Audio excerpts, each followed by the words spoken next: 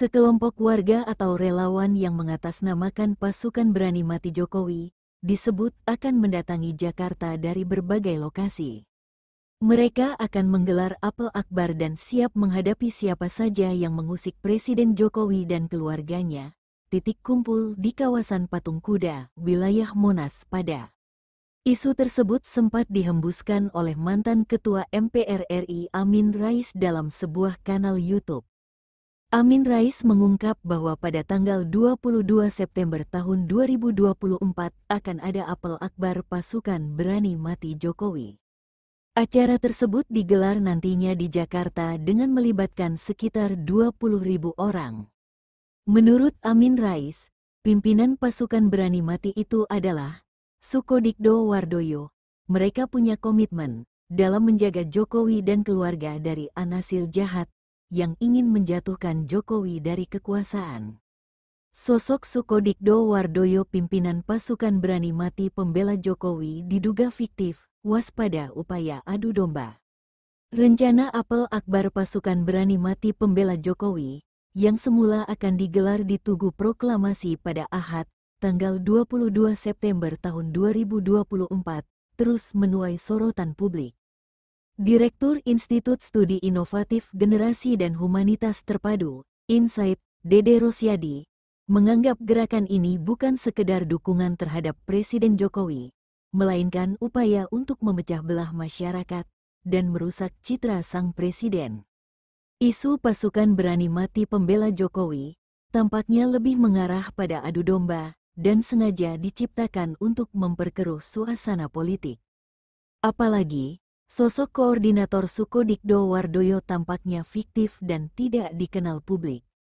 Dede Rosyadi menambahkan bahwa nama Sukodikdo Wardoyo belum pernah terdengar sebelumnya. Di kancah politik maupun sosial, ini menimbulkan kecurigaan bahwa tokoh ini hanyalah rekaan semata. Namun, hingga Minggu siang, tanggal 22 September tahun 2024, pasukan berani mati bela Presiden Joko Widodo tidak muncul di Tugu Proklamasi, Menteng, Jakarta Pusat.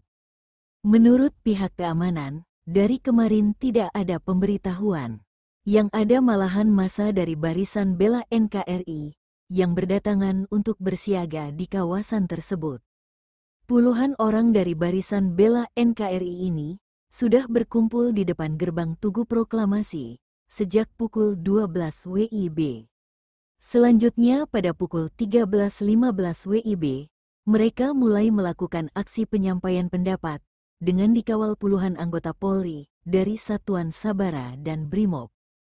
Koordinator Barisan Bela NKRI, Andre Dande, dalam orasinya mengatakan, aksi yang dinamakan Konvensi Rakyat Lawan Oligarki ini merupakan hasil rangkuman dari berbagai peristiwa belakangan ini, di mana kita merasa bahwa tidak hanya negeri ini yang dalam keadaan tidak baik-baik saja, tapi saudara-saudari kita juga merasakan dalam keadaan yang tidak baik-baik, kata Andre saat menyampaikan orasinya.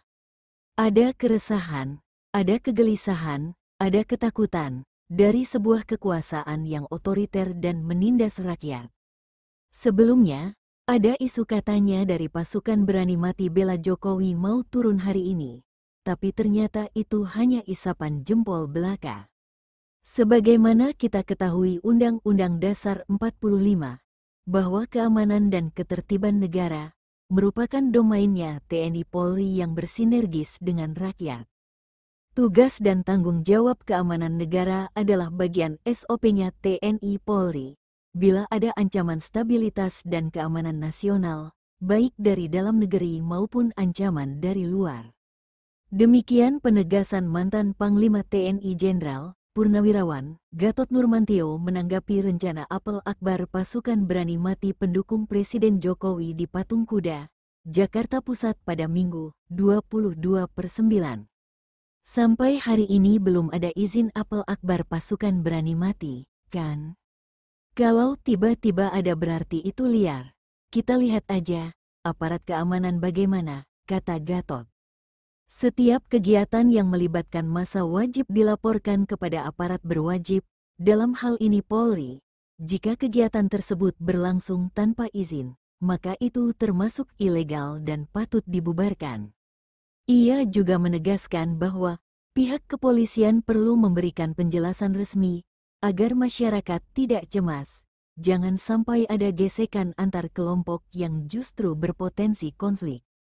Harusnya pemerintah peka dan mengambil tindakan yang menenangkan publik, bukan melakukan pembiaran, sehingga kabar ini menyebar kemana-mana.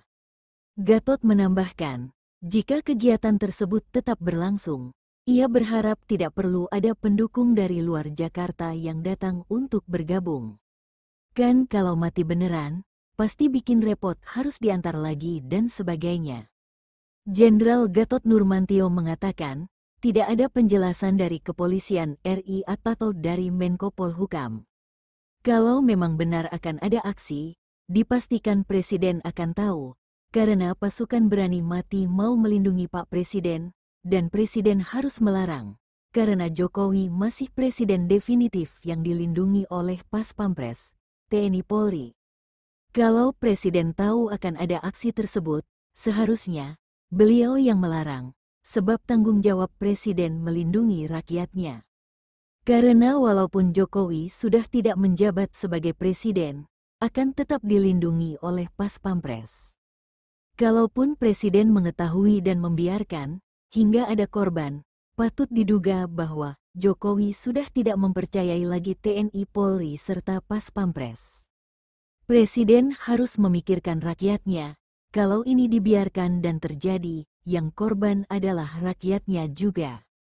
Harusnya tanggung jawab pemerintah untuk menjelaskan, agar masyarakat tidak resah. Pemerintah harus peka melihat perkembangan situasi dan mengambil tindakan-tindakan yang menenangkan publik, bukan melakukan pembiaran, sehingga masyarakat semakin menjadi resah. Menurut Nurmantio, kalaupun ada pasukan pembela Jokowi, saya menghimbau biarkan saja, toh mereka cuma mau apel, mau kumpul-kumpul. Sedangkan menurut Rocky Gerung, ini merupakan manuver politik. Isu yang diumumkan kepada publik untuk menghitung euforia, apakah memang ada pasukan pembela Jokowi, dengan cara mengumpan sekaligus diukur, dimungkinkan ada sebagian besar rakyat Indonesia. Kalau masyarakat merasa ada yang perlu dibela, maka tanpa menyebut pasukan berani mati pembela Jokowi pun, maka akan membela Jokowi. Rencana sebanyak 20.000 massa yang akan melakukan apel, itu sifatnya mobilisasi bukan partisipasi. Partisipasi datang dari kehendak hati nurani untuk membela Jokowi. Mobilisasi biasa dilakukan oleh tim sukses, lembaga survei, jadi jangan terlalu dirisaukan.